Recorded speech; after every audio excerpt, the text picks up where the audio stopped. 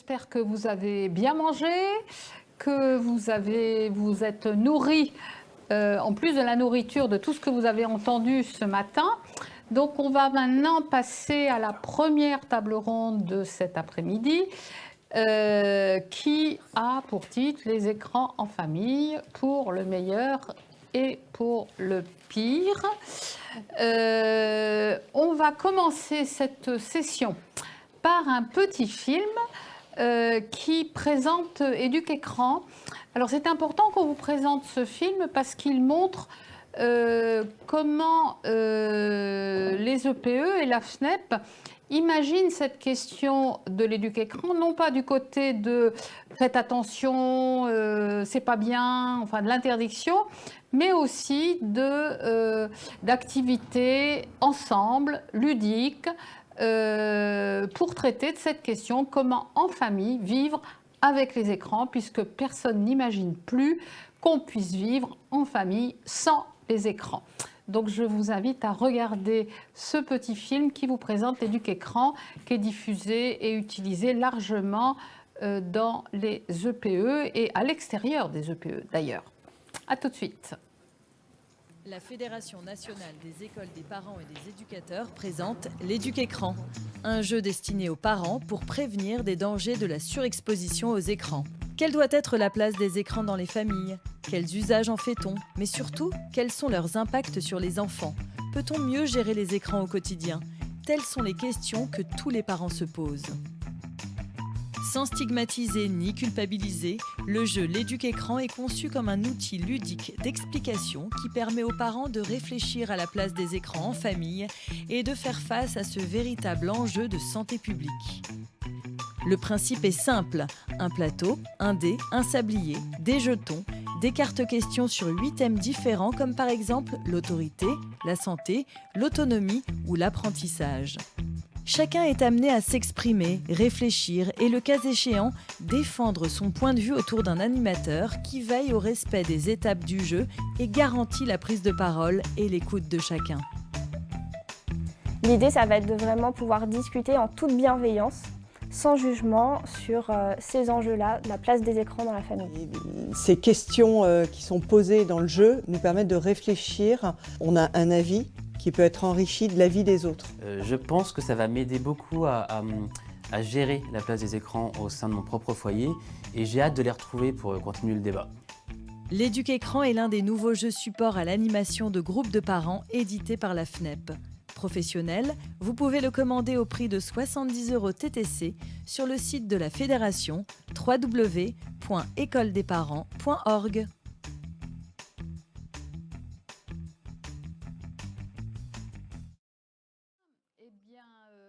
Nous allons maintenant passer à la table.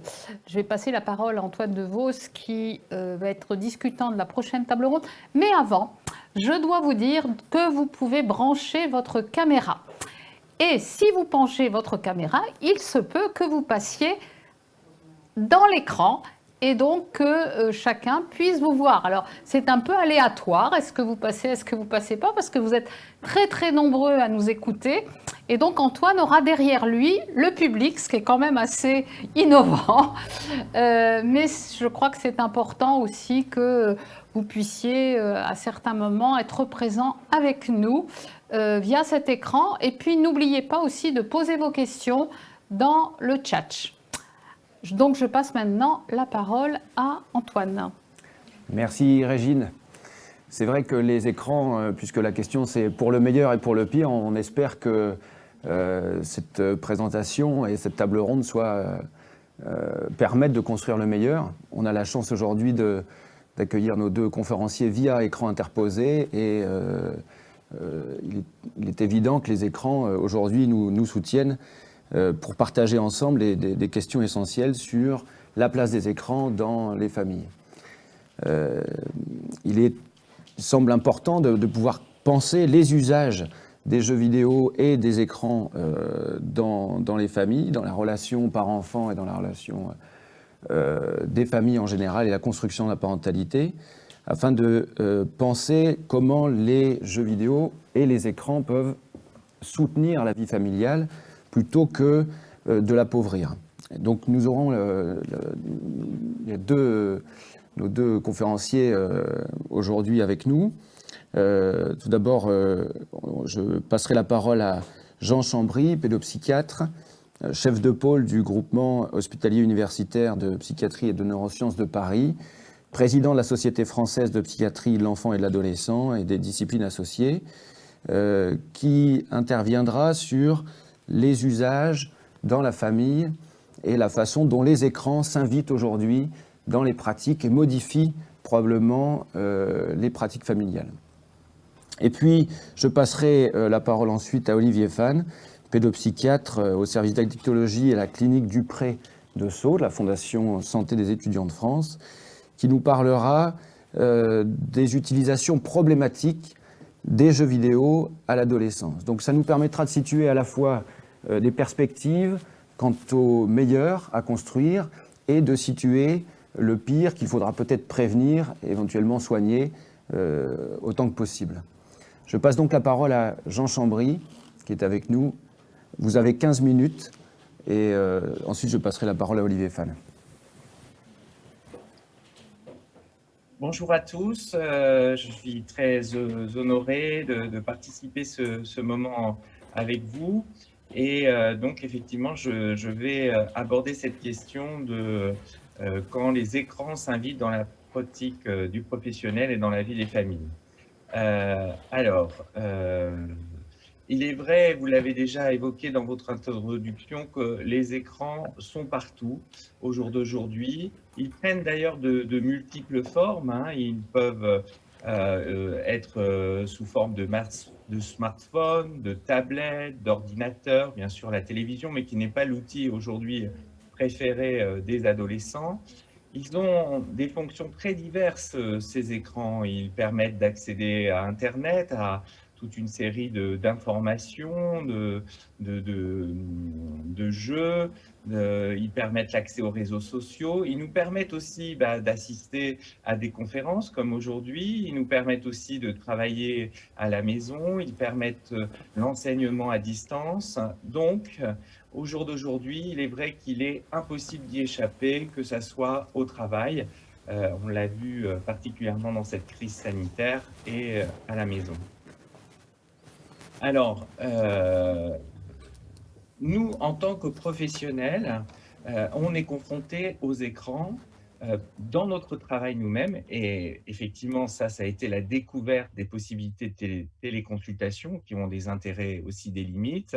Le fait de suivre un certain nombre de réunions professionnelles par toutes ces visios. On utilise notre téléphone portable. Et d'ailleurs, déjà là, un premier point, quelle place au téléphone portable? Il a fallu souvent, dans nos services de consultation, limiter et rappeler qu'il y a, sur le temps du travail, le temps des réunions, il est important de s'arrêter, de consulter son portable.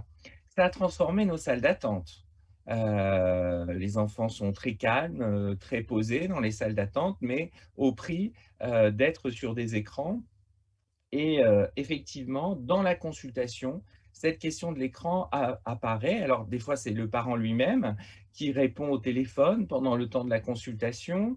Ça peut être l'enfant qui s'ennuie un moment et qui demande, ou qui reste, ou l'adolescent qui reste sur son écran. Et bien sûr, de multiples questions des parents sur le comment faire dans la gestion du quotidien de ces écrans. Alors, ce qui va être important d'un point de vue professionnel, c'est que nous-mêmes, on puisse avoir un regard nuancé. Car si on a évoqué du pire au meilleur, il y a des aspects positifs. D'abord, ces écrans donnent du plaisir, il faut le reconnaître. Ces écrans facilitent les échanges et permettent des échanges. Je pense à certains adolescents qui sont assez isolés et qui vont avoir la possibilité d'échanges dans des jeux en réseau, par exemple. Ça permet aussi l'accès à des informations pertinentes, puisque quand on va préparer son travail scolaire, son exposé, on voit combien aujourd'hui on va permettre à l'enfant, à l'adolescent de pouvoir accéder à ces recherches. Bien sûr, ces écrans nous inquiètent Parce que si j'ai dit que ça permettait l'accès à des informations pertinentes, ça ne permet pas que l'accès à des informations pertinentes. Ça permet l'accès à toutes sortes d'informations, hein, avec le risque d'être influencé par des données qui ont une visée manipulatrice ou qui vont renforcer des idées fausses, avec le risque de se confronter à des représentations de la violence, le risque de se confronter à la pornographie, le risque sur les réseaux sociaux d'être confronté à une forme de harcèlement, et puis toute la question qu'évoquera sûrement Olivier Fan, la question de la place qu'il prendrait de façon excessive dans la vie de certains enfants ou adolescents qu'on nomme addiction. Mais là, il y a des choses à préciser de ce côté-là. Alors, effectivement, en tant que pédopsychiatre, non spécialiste de ces questions, il va être important, de pouvoir répondre aux questions que les parents, se posent. Et déjà, moi, un premier message que j'aimerais partager avec vous, c'est d'accepter de penser que l'enfant et l'adolescent trouvent du plaisir dans l'utilisation de ces écrans et de ne pas disqualifier ce plaisir. Parce que, pourquoi c'est important? Parce que si l'enfant y trouve du plaisir et si on commence tout de suite par, finalement laisser entendre que ce n'est pas une bonne forme de plaisir, il y a quelque chose dans la représentation de soi qui va être, disqualifié. Finalement, ce que j'aime n'a pas de valeur aux yeux des adultes qui s'occupent de moi et ça, moi, je pense qu'il faut s'intéresser à cette question du plaisir que l'enfant et l'adolescent y trouvent et le respecter, mais effectivement, sans oublier les autres besoins de l'enfant et de l'adolescent. C'est-à-dire que comment ce plaisir particulier n'entre pas en conflit avec d'autres besoins, le besoin de faire du sport, le besoin de sortir de la maison, le besoin d'être en relation avec d'autres, le besoin effectivement de mener à bien des apprentissages.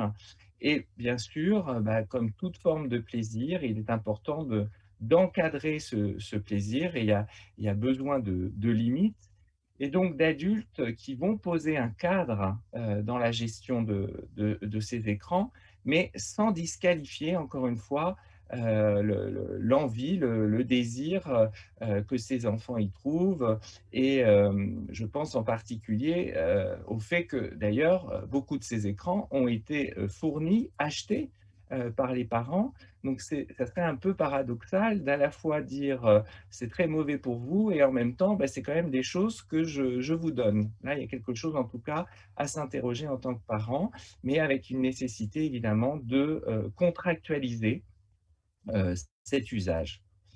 Alors, effectivement, là aussi, quand les parents nous interpellent, il est important de prendre en compte chaque situation. On ne peut pas faire des généralités qui seraient valables pour tous. Il y a déjà la question de l'âge du développement, c'est-à-dire finalement, on connaît tous le programme hein, de Serge Tisseron 3-6-12, mais c'est-à-dire qu'effectivement, il y a une question développementale. À quel moment intervient cet écran? Dans quelles possibilités d'interaction? Avec quels outils? Et on n'est pas le même à 3 ans ou à 10 ans. Et effectivement, en informant que ces compétences qui se développent dans la gestion des écrans, finalement, elles sont utiles pour l'utilisation de l'écran, mais est-ce qu'elles sont intéressantes dans d'autres domaines que le domaine de l'écran lui-même? Et là, il y a beaucoup d'incertitudes à ce sujet. Et je dirais par exemple des parents qui pourraient être très fiers que d'un enfant très jeune qui soit en capacité de faire un puzzle virtuel sur un écran, ça n'a pas évidemment la même valeur dans la construction de l'espace, dans les repères, dans le développement de la motricité, qu'un véritable puzzle en 3 dimensions. Alors, ça pose aussi une autre question qui est la gestion de l'ennui. Parce qu'on voit bien que souvent ces écrans prennent cette place. Or, l'ennui est nécessaire au développement. Alors peut-être que c'est une valeur aujourd'hui qui est décriée, hein, face au vide, face à je ne sais pas quoi faire, eh bien, c'est d'abord la possibilité de se retrouver, d'avoir un temps avec soi-même. C'est la possibilité de penser, de rêver, d'être à la recherche de son désir, d'évaluer ce qui est possible et ce qui ne l'est pas, et c'est un facteur de créativité importante. Donc je crois aussi que parmi les conseils qu'on va donner, c'est de faire attention à cette difficulté dans notre société de valoriser l'ennui. Alors certes, on va voir des enfants pour qui l'ennui est particulièrement difficile. Ces enfants qui présentent des angoisses de séparation et qui supportent pas d'être seuls avec eux-mêmes. Ces enfants et ces adolescents qui ont une mauvaise image d'eux-mêmes et qui, quand ils se retrouvent seuls avec eux-mêmes, bah, c'est pas un temps agréable parce que c'est se retrouver avec toutes ces difficultés, tous ces questionnements. Ces enfants adolescents qui ont de fortes vécu abandonniques, qui ont une sensation de dépendance aux autres et qui ne peuvent pas du tout supporter d'être seuls avec eux-mêmes, qui ont un vécu dépressif et qui n'arrivent pas à dépasser ce vécu, qui n'arrivent pas à accepter que la vie n'est pas en tout ou rien et que la vie c'est un compromis et qui vont avoir de difficultés aussi à gérer la gestion avec l'idéal. Alors, effectivement, bah, on s'aperçoit que dans ces situations de la clinique de l'ennui impossible, eh bien, l'écran peut prendre toute la place. Ça va être un refuge face aux insatisfactions du monde réel. Ça permet de se sentir exister autrement. Alors, si ça a un intérêt, c'est aussi le risque de s'y enfermer, puisque c'est une réponse finalement à un malaise qu'il faudrait travailler, mais qu'on n'a plus besoin de travailler puisqu'on aurait trouvé la réponse qui comble, cette difficulté. Alors, les écrans aussi, parfois, viennent répondre à une non-disponibilité des adultes, où on voit bien que, bah oui, mais s'il n'y a pas l'écran, qu'est-ce qu'on propose dans la vie familiale? Qu'est-ce qu'il y a de possibilités de lien ensemble, de plaisir ensemble? C'est aussi le risque parfois, c'est pourquoi on est face à des situations extrêmement, différentes de la réponse à ces écrans, ou d'adultes eux-mêmes qui sont extrêmement pris dans leurs écrans et qui, montrent l'exemple, entre guillemets, d'une certaine façon à ces enfants et ces adolescents. Alors, voilà, ce que je voudrais, prendre le temps de conclure, avec vous, c'est que, c'est très important que nous, en tant que professionnels, on a un regard nuancé sur les écrans et leurs utilisations. De faire attention, d'avoir des positionnements, trop tranchés qui seraient, soit du côté de la banalisation, soit du côté, d'un regret nostalgique, du temps où on utilisait, les livres comme seul, support, de la connaissance et de ne pas s'intéresser au plaisir, que trouve l'adolescent.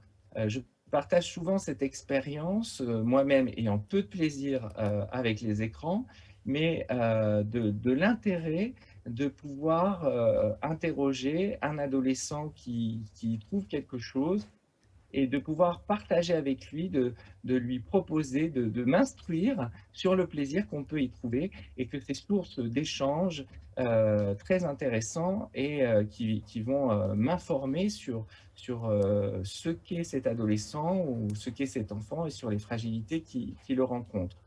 Bien sûr, c'est important d'avoir des limites, hein, pour encadrer cette pratique, mais pour que ça fonctionne, il faut aussi des adultes du coup qui soient disponibles et qui, parce qu'on voit quand même trop souvent, et c'est ce que je disais en exemple sur la question de la gestion de la salle d'attente, que finalement on s'en plaint et à la fois, bah, pendant ce temps-là, les enfants sont «sages» entre guillemets, hein. Ils ne cherchent pas, à explorer la pièce, à démonter, des objets et hem et donc il faut qu'on soit quand même cohérent par rapport, à nos propositions et l'importance que les adultes s'intéressent à ce que l'enfant ou l'adolescent, utilise sur les écrans. Qu'est-ce qu'il recherche? Qu'est-ce qu'il écoute? Pas dans une dimension qui gommerait la distance, qui serait horizontale, mais bien ça m'intéresse de savoir ce que tu trouves dans ce jeu, pourquoi ça t'intéresse ce jeu, ça m'intéresse de savoir ce que tu trouves comme information, même si on sait bien sûr que avec les adolescents et le travail autour de l'intimité, ben, il y a le compte qu'on partage avec ses parents et le compte qu'on crée en parallèle, bien sûr, pour échapper à ce regard parental. Merci. Merci. Sur tout ça. Oui. Je terminerai juste pour dire qu'il faut faire attention de ne pas accuser les écrans de tous les maux sans se mettre en question et surtout de ne pas inverser les questions. C'est-à-dire que l'écran est une réponse à un malaise et de ne pas tout de suite se dire c'est l'écran qui crée le malaise, mais c'est plutôt qu'il y a eu une rencontre avec une fragilité qui construit ce lien difficile. Je vous remercie pour votre attention. Merci Jean Chambry de cette passionnante et éclairante intervention. C'est vrai que vous finissez sur la question de la rencontre. On dit souvent que la rencontre, c'est pour le meilleur et pour le pire. Et vous avez particulièrement insisté sur l'importance de ne pas disqualifier les usages et d'éprouver un plaisir partagé, de s'intéresser ensemble, d'apprendre ensemble à partir, en s'appuyant, je dirais, sur les propositions qu'offrent les écrans. Alors je passe la parole tout de suite à Olivier Fan qui va maintenant nous situer peut-être les risques inhérents à l'utilisation problématique de jeux vidéo à l'adolescence. Alors, vous avez le même temps de 15 minutes. Oui, je vais essayer d'être dans les temps. Donc, alors, je vais démarrer le partage d'écran. Clac. Voilà. Alors, bon, donc moi je vais vous parler, ça complétera l'exposé de Jean Chambry, sur justement la question des jeux vidéo. Alors c'est vrai que le jeu Kaiwa, on a fait une classification, vous aviez les jeux de hasard, l'aléa, les jeux de rôle qu'il appelait le mimicry, les jeux d'adresse, et puis les jeux de compétition.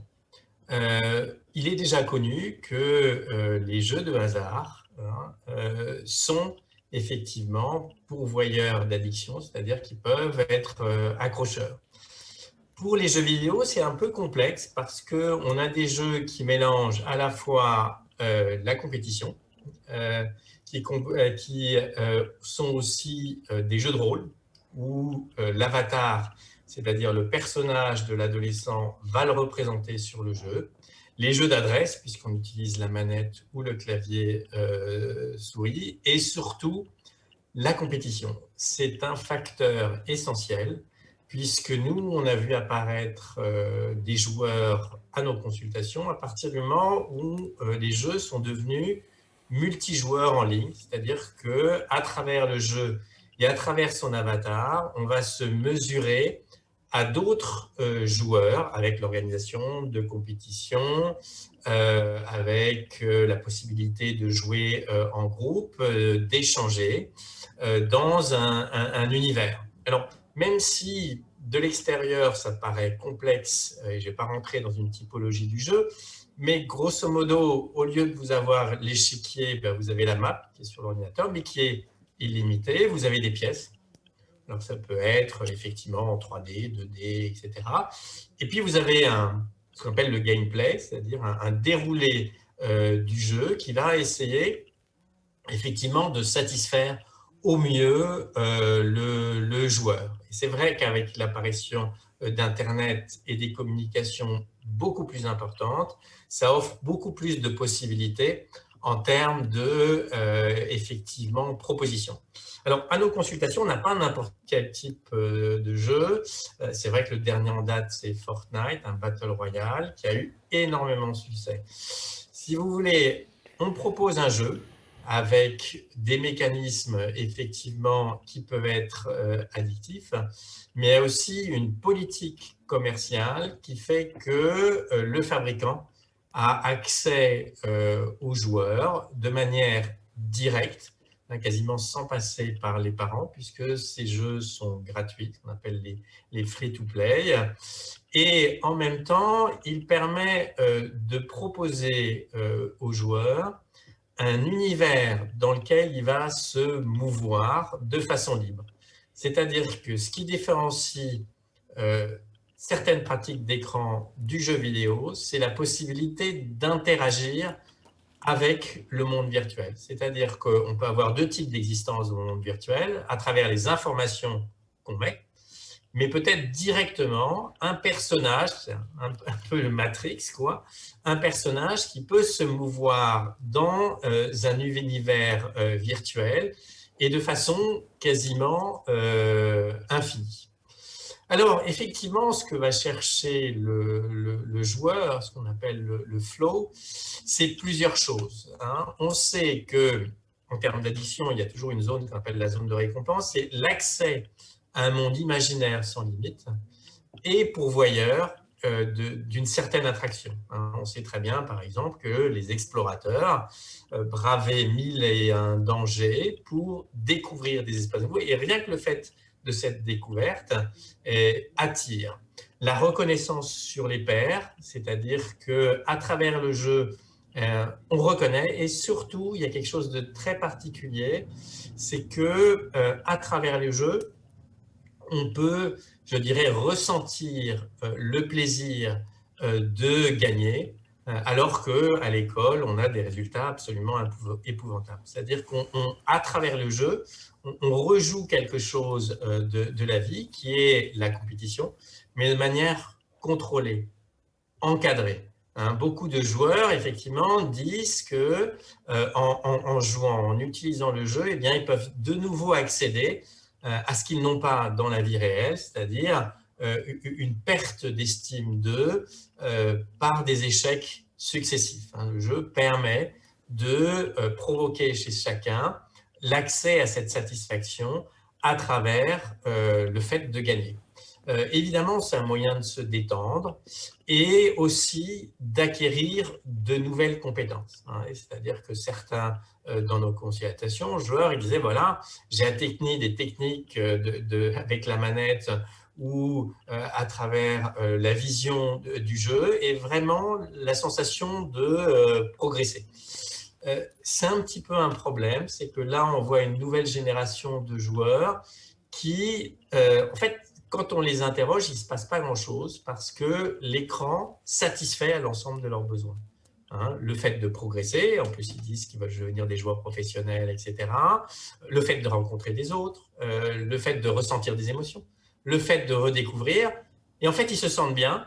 J'en ai un, là, il est dans un souplex dans la cave, il y est, mais n'éprouve pas de besoins particuliers, tellement l'écran et les jeux vont pourvoir à un certain nombre de demandes.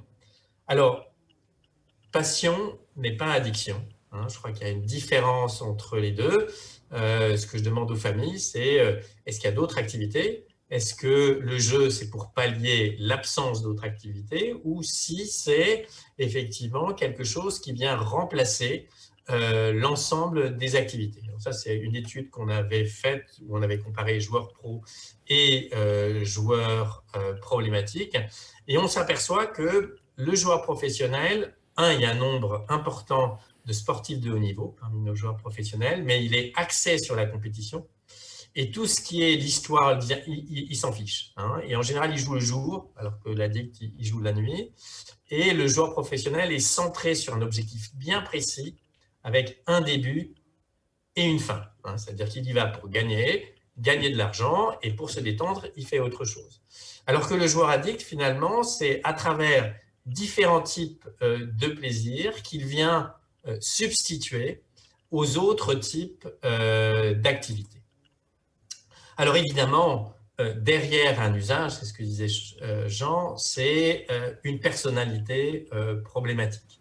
C'est-à-dire que l'adolescent avec des difficultés va surinvestir le jeu pour pallier quelque chose de sa personnalité qui l'envahit complètement, qui est pathologique, et parce que cet envahissement est important, eh bien le jeu va envahir la vie parce qu'il vient pallier à une difficulté envahissante de l'adolescent. Par exemple, la personnalité phobique, hein, ou dépressive, qui, par rapport à une baisse d'estime de lui, a une idée de éviter toute rencontre menaçante, trouve à travers le jeu une manière de pallier à ses souffrances.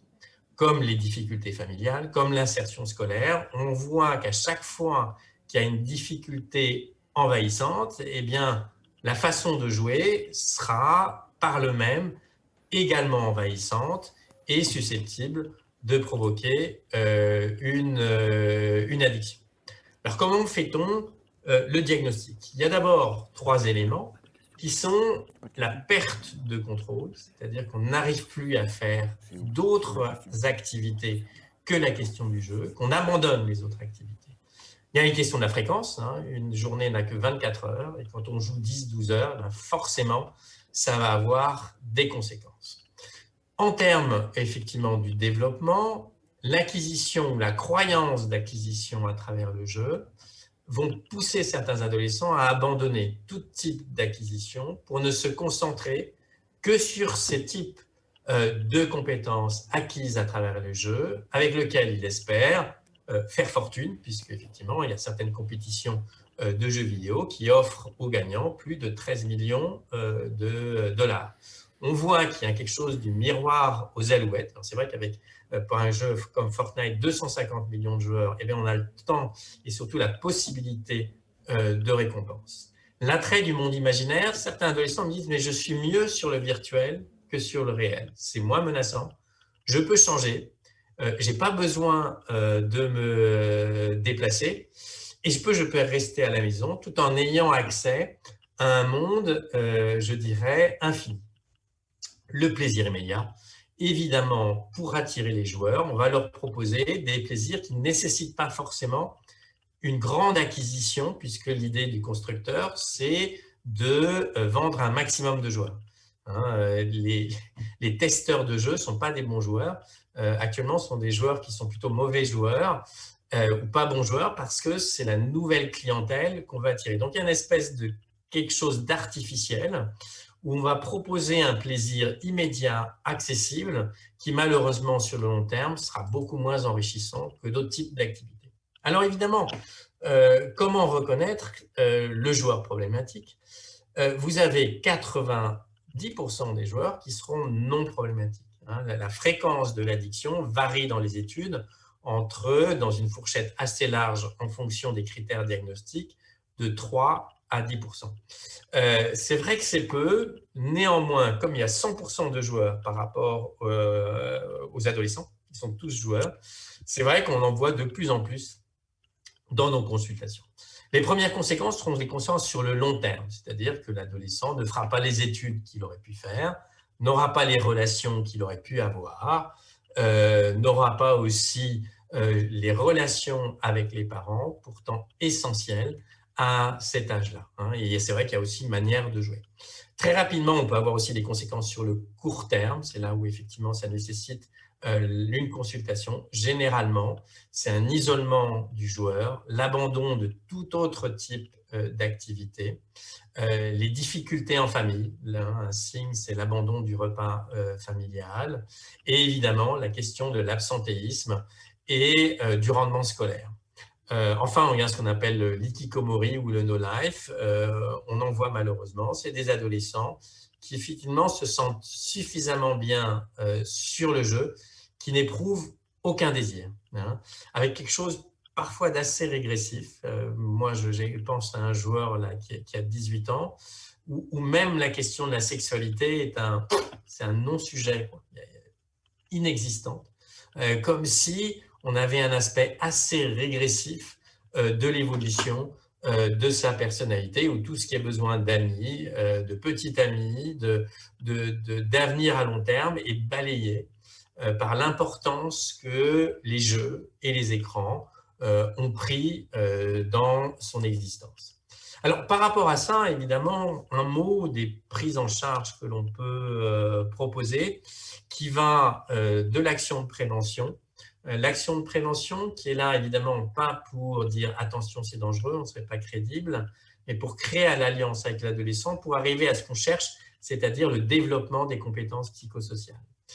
Dans les prises en charge psychothérapeutiques, évidemment, la question des parents est essentielle. C'est eux qui achètent les jeux, c'est eux qui peuvent fixer les limites et qu'on utilise souvent de la thérapie familiale. C'est une thérapie qui est à la fois individuelle et systémique pour arriver justement à un certain contrôle des jeux. Enfin, les hospitalisations. On a ouvert depuis 1 an une unité où on a à peu près actuellement 60% de joueurs problématiques et où l'idée, c'est pas simplement d'hospitaliser parce que le sevrage se fait sans problème, c'est, je dirais, de réinsérer dans une activité prosociale. C'est pour ça qu'on propose du soin-études et souvent, c'est en hospitalisant qu'on voit la problématique. Parce que tant qu'ils sont sur le jeu, ils sont plus phobiques, hein, il n'y a plus d'objets, ils sont évitants, ils sont plus dépressifs parce que le jeu pallie à ça.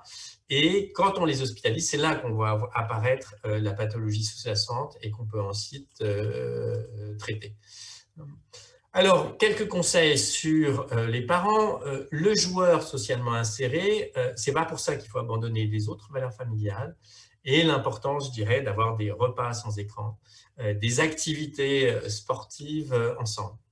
Je crois que le jeu invite les parents à aussi, je dirais, pourvoir aux activités non scolaires, notamment sportives, familiales, sociales, musicales, etc., etc. Les conséquences sur le long terme, c'est, je dirais, tout un apprentissage où il faut favoriser pas simplement les loisirs à plaisir immédiat, mais aussi les loisirs à plaisir différé. On sait qu'apprendre un instrument de musique, faire un sport, nécessite un investissement préalable, mais qui sera beaucoup plus enrichissant par la suite. Dans le cas de conséquences à court terme, c'est évidemment la nécessité parfois d'aller consulter pour essayer de pallier à ça. Enfin, l'enfermement dans la chambre, ça rend les choses compliquées. Il faut déjà pouvoir les emmener en consultation. Et là, c'est vrai qu'une prise en charge ambulatoire ou hospitalière semble absolument nécessaire. Quelques conseils, effectivement, pour aider les parents.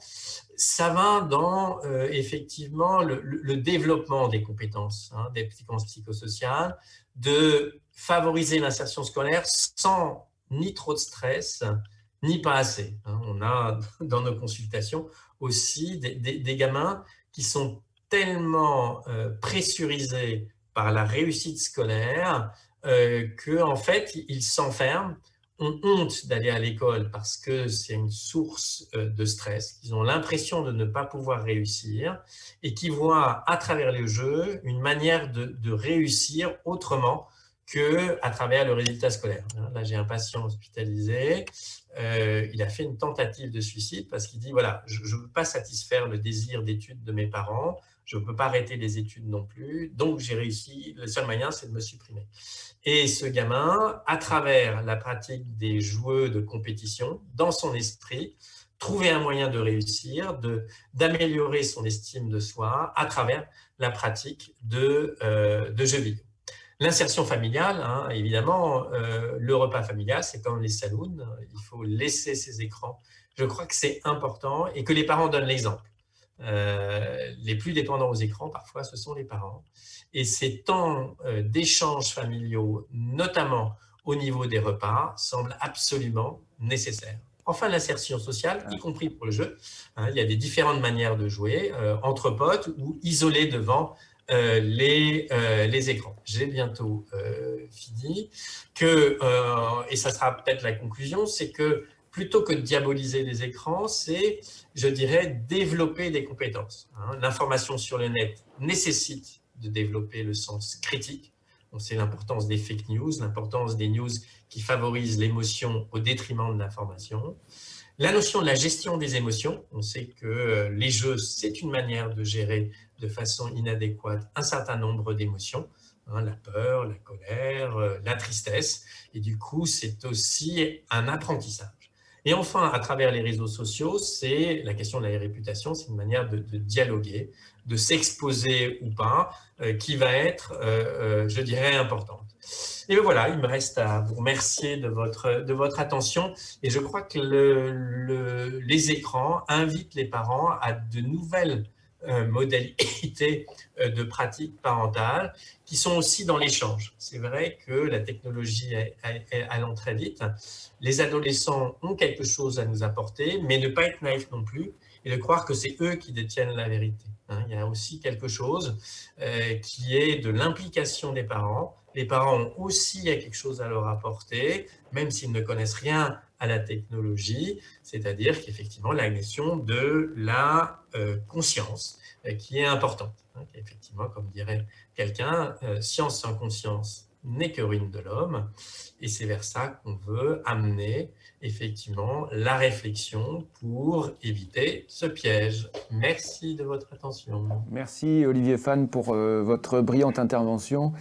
J'ai été particulièrement intéressé par ce que vous avez souligné autour de l'intérêt, entre guillemets, ou la solution que peut être l'usage des jeux vidéo pour un certain nombre d'enfants ou d'adolescents, dans la mesure où peut-être ça vient les conforter, ou ça vient les sécuriser, ça vient offrir quelque chose qui leur permet d'éviter une rencontre ou une altération des difficultés qu'ils peuvent vivre par ailleurs. D'où l'importance que vous avez tout à fait souligné d'offrir aux enfants et aux adolescents de multiples appuis de façon à ce que l'usage des jeux vidéo ne soit pas exclusif, ne prenne pas toute la place dans la vie de l'enfant, de l'adolescent ou même de la famille. Alors, j'ai eu une question notamment qui vous est adressée autour de est-ce que les conséquences que vous avez pu souligner à court, moyen et long terme pour les adolescents sont les mêmes pour les enfants exposés ou qui pratiquent les jeux vidéo de façon intensive, qui auraient un âge plus jeune, de 5-6 ans par exemple. Est-ce que vous pensez que c'est les mêmes conséquences sur le développement psycho-affectif et cognitif de l'enfant, de ses relations avec ses pairs notamment et avec ses parents?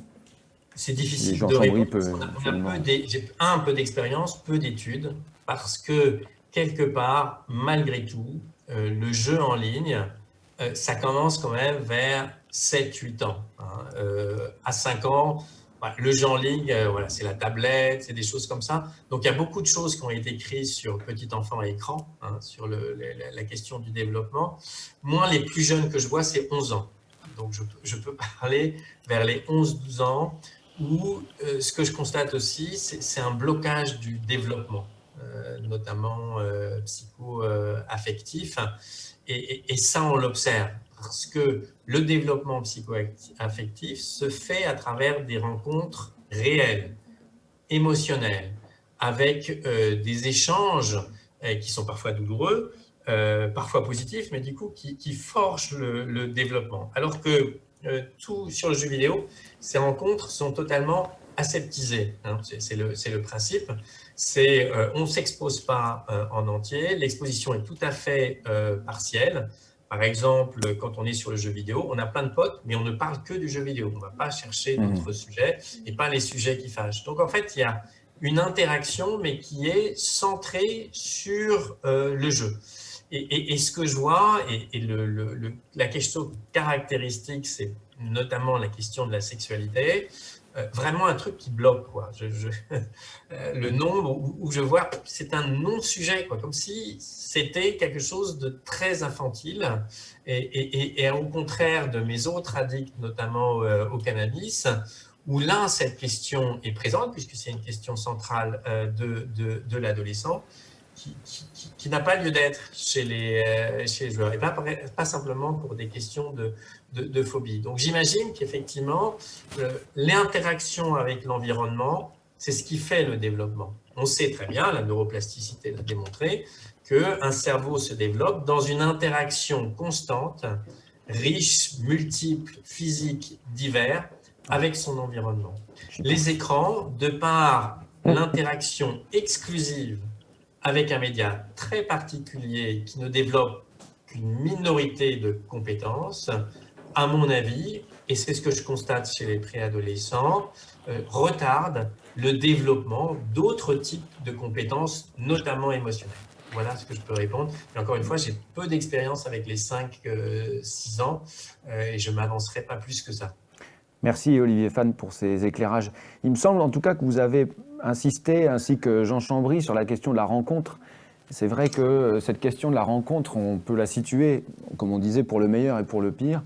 C'est une rencontre la rencontre nous altère, c'est-à-dire qu'elle nous fait sortir d'un monde connu pour nous ouvrir au monde, à un monde inconnu. Et que les rencontres sont éprouvantes, elles peuvent générer un certain trouble, et elles interrogent les appuis narcissiques, identitaires de l'enfant, de l'adolescent, en lien avec du coup, la qualité, je dirais, relationnelle qu'il a pu établir avec ses pairs comme avec ses parents.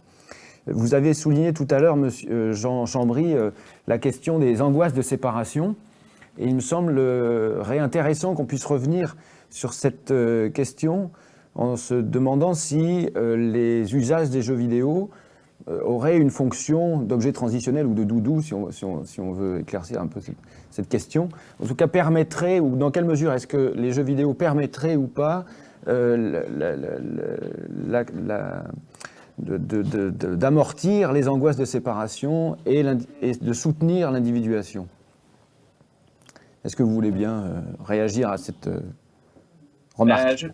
Justement, je pense que ça, c'est une question qu'on se pose beaucoup, par exemple dans les unités d'hospitalisation ou de prise en charge d'adolescents, où souvent il y a la question de la gestion du portable.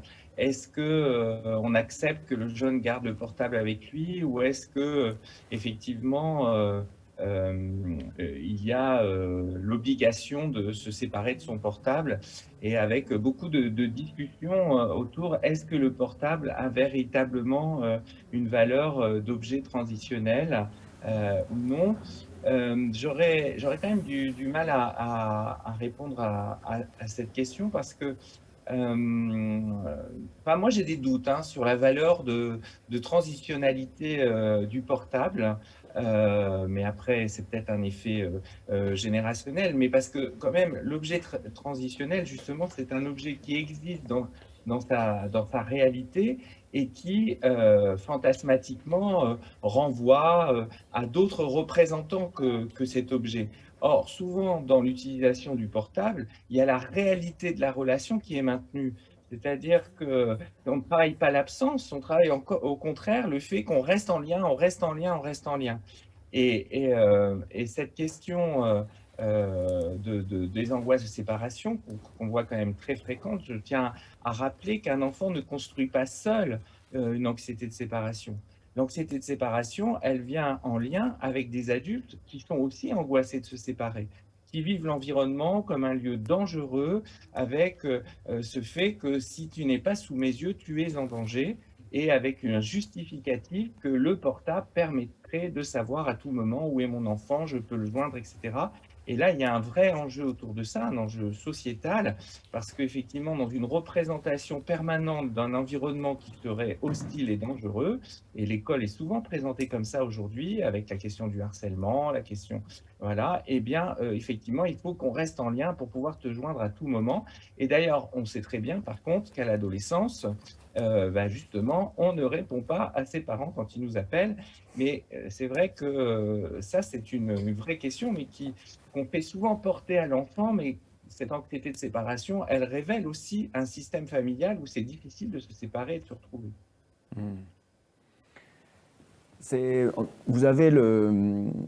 Vous soulignez finalement à chaque fois l'importance de penser les usages des adultes.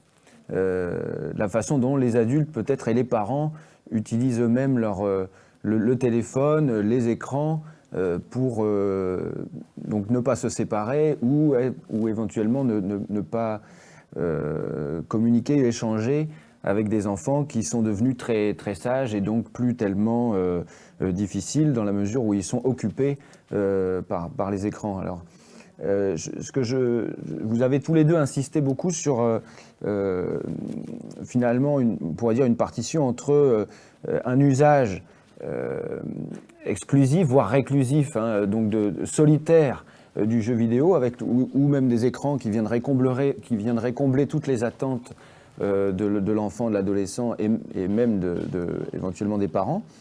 Et puis un usage qui serait partagé, un plaisir partagé, support à l'échange et aux liens familiaux.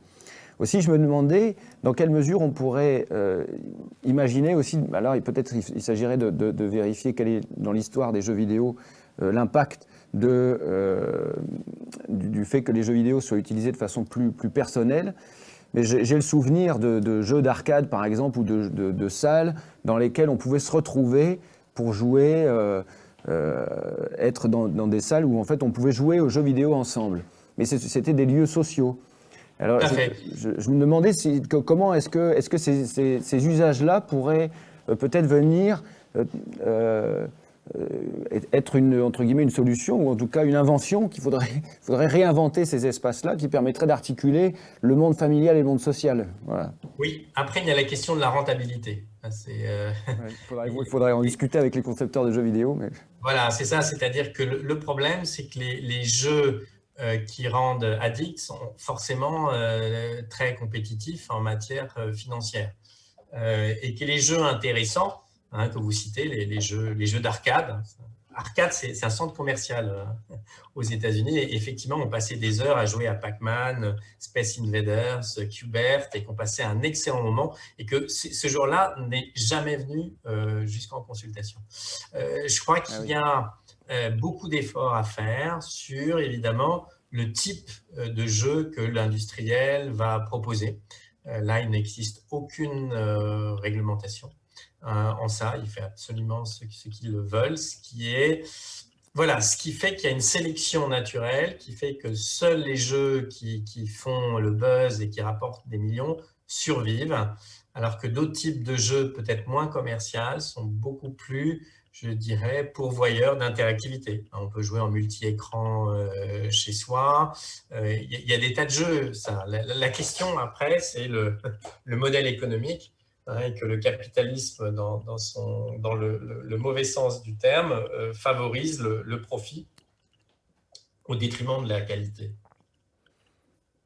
J'avais peut-être une autre question dont on n'a pas parlé, mais moi dont les jeunes que je rencontre en consultation évoquent souvent, c'est la place des youtubeurs dans les usages, ou en tout cas dans les identifications possibles qu'ils offrent aux adolescents, dans la mesure où souvent on se rend compte que les adolescents peuvent, enfin même les enfants peuvent reprendre des éléments de langage, des styles, des phrases, que certains youtubeurs qu'ils suivent avec avidité, je dirais. Et je me demandais, pour vous, enfin selon vous, quelle est la place qu'occupent ces youtubeurs dans l'économie psychique, voilà, des enfants et des adolescents aujourd'hui? Important parce qu'ils servent de modèle à deux titres.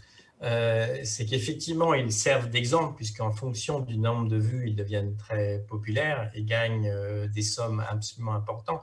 Donc, ça peut être un avenir professionnel enviable pour un adolescent.